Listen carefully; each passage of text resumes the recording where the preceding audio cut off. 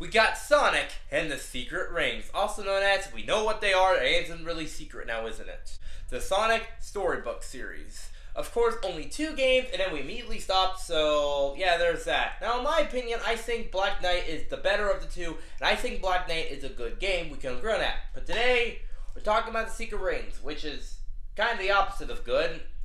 So yeah, let's see if these rings are secret, or if motion controls will save the day. Who knows? This is the game from the early Wii's life, so let's find out. Sonic Secret Rings is an auto runner, which I guess is a very interesting idea for a Sonic game. I mean, Sonic is known about going fast and not stopping, so maybe it could work, but it just, I'm sorry, but it just doesn't really.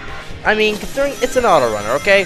Like, it just doesn't work, you know, for Sonic, because, I don't know, you're going fast constantly, but it just feels very awkward to actually control and to play, obviously. For the controls, you press 2, hold 2, let go of it, jump, it's fine. There's a backup button with 1. You can tell the auto runner is bad if you need a button to physically back up.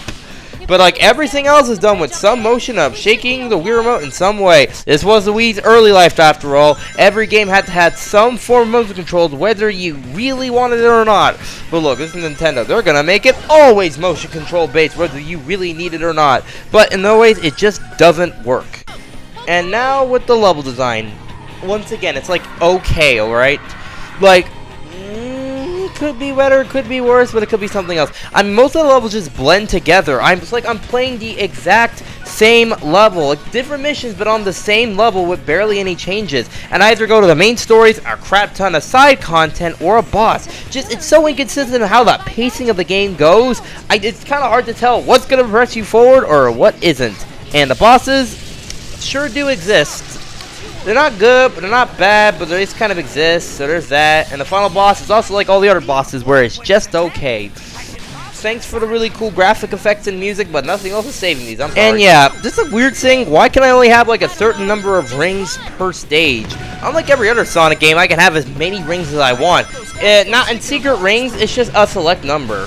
And also, I do have some pause for the game. The cutscenes, whether it's the 3D ones or the storybook cutscenes, they look really good and amazing. And like both these storybook games, the music is obviously very incredible. Some amazing stuff they put down here, Sonic Team. Yeah, that's all I got for pause. This game got nothing else. And yeah, that's Secret Rings. It's had some interesting ideas and some pause about it, but it's one of those games where I played a couple times. It's not really a game I'd rather pick up again. Hope that's okay. Oh yeah, there's also mini games in here. These are just your typical party games that you find in any minigame collection, honestly. I guess they thought maybe the main game wouldn't be enough for some people, so we gotta add some mini games. Yeah, these are pretty one-note. These just exist for the sake of, you know, utilizing those motion controls as much as possible.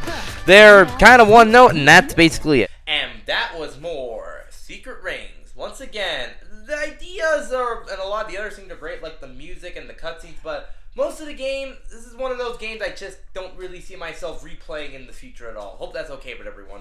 I'll see you next time where Yugioh dying to Pokemon video. See you next time. See ya.